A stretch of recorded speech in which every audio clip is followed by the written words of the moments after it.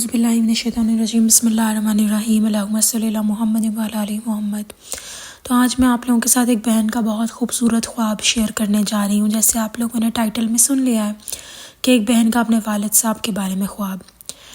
تو واقعہ کچھ یوں ہے کہ یہ بہن کہتی ہیں کہ میں درود ابراہیمی پڑھتی ہوں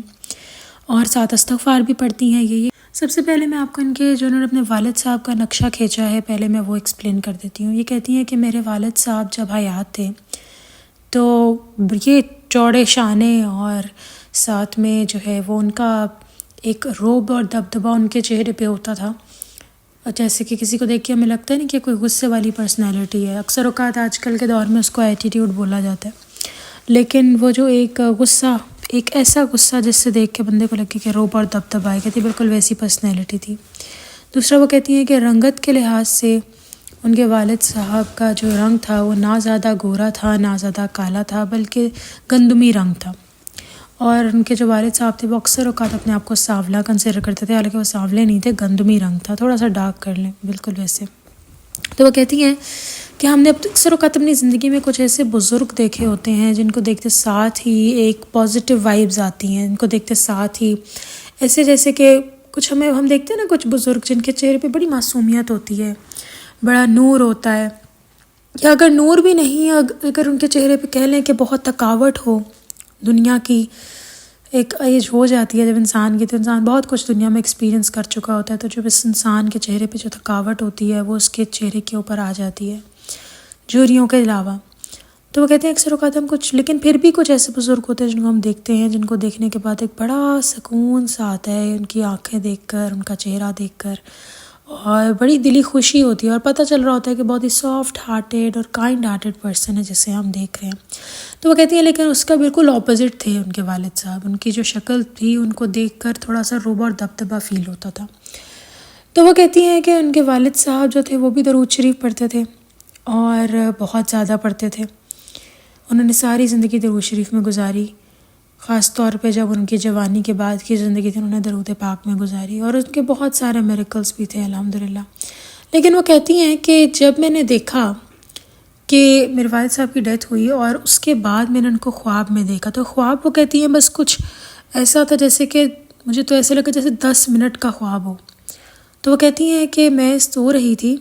اور ایسا تھا کہ اٹھتی بھی تھی اور سونا بھی تھا اس وقت،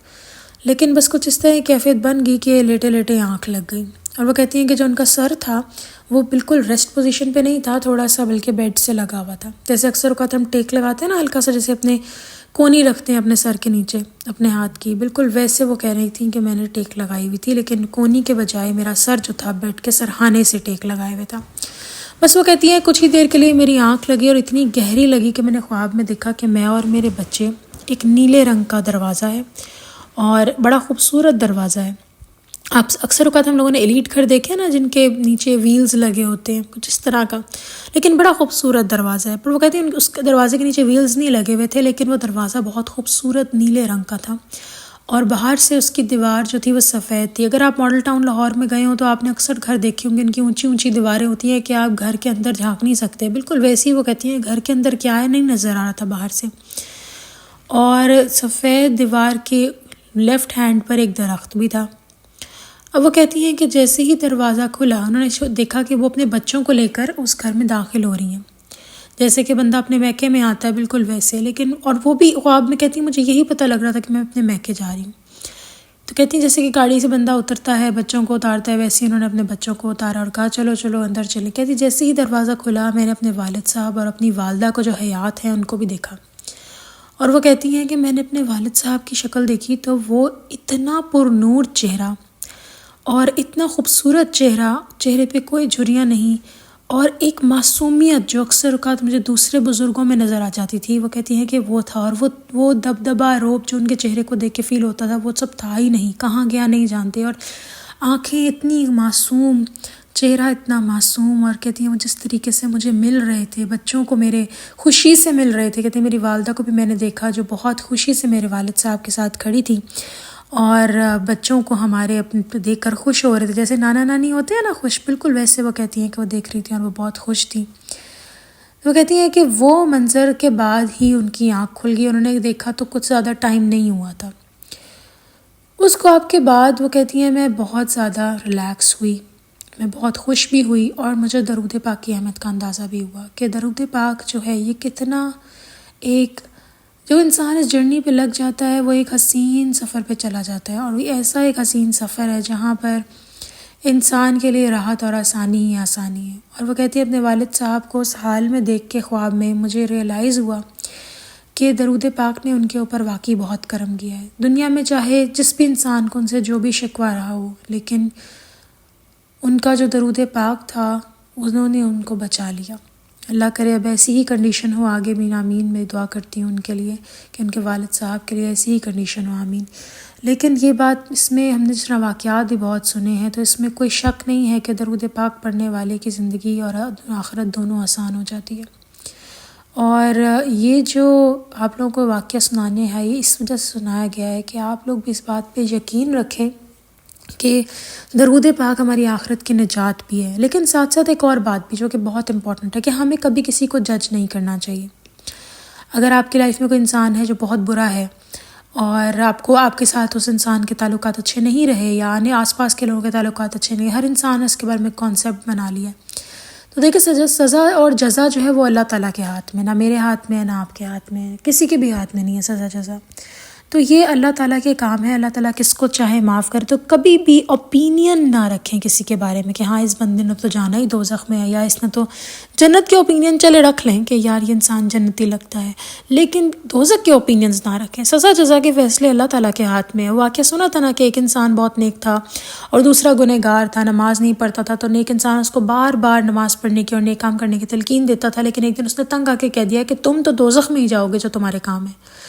تو یہاں پر پھر ہوا کچھ یوں کہ ان دونوں کی بازی پلٹ گئی، جنت والا دوزخ میں اور دوزخ والا جنت میں۔ یہاں پہ اب کیا ہوا ایک دم سے؟ وجہ یہ ہوئی کہ اللہ تعالیٰ نے کہا کہ تم کون ہوتے ہو یہ فیصلہ کرنے والے کہ میں نے اس کو دوزخ میں بھیجنا ہے یا اس کو جنت میں بھیجنا ہے؟ یہ تو میرے فیصلے ہیں۔ انسان اللہ تعالیٰ کے فیصلوں کو جب ہاتھ میں لینے کی کوشش کرتا ہے تو اس سے ضرور ایک، وہ کہتے ہیں نا منہ کے بل گرنا، ویسا انسان گرتا ہی گرتا ہے، بہت برا۔ کیونکہ انسان یہ بھول جاتا ہے کہ میں انسان کے درجے پہ ہوں اور رب خدا کے درجے پہ ہے۔ ہمیں اپنا ڈفرنس ضرور یاد رکھنا چاہیے کہ ہم اللہ تعالیٰ کے محتاج ہیں، ہمیں اللہ تعالیٰ کی ضرورت ہے۔ اور اس کے ساتھ ساتھ جہاں میں کہہ رہی ہوں کہ ہمیں جج نہیں کرنا چاہیے، وہاں پہ ہمیں اللہ تعالیٰ کے رحیم و کریم ہونے کی صفت کو بھی جاننا چاہیے اور اپنے مائنڈ میں رکھنا چاہیے اس بات کو کہ اللہ تعالیٰ ہمیں معاف کر دیں گے۔ اللہ تعالیٰ کہتے ہیں نا میں تمہارے گمان کے مطابق ہوں، تو جیسا آپ اللہ تعالیٰ کے بارے میں سوچیں گے اللہ تعالیٰ ویسے ہی ہیں آپ کے لیے۔ اگر آپ کہیں گے اللہ تعالیٰ مجھے انڈرسٹینڈ کرتے ہیں، اللہ تعالیٰ انڈرسٹینڈنگ ہے، تو اللہ تعالیٰ انڈرسٹینڈنگ ہے آپ کے لیے۔ اگر آپ سوچیں گے کہ اللہ تعالیٰ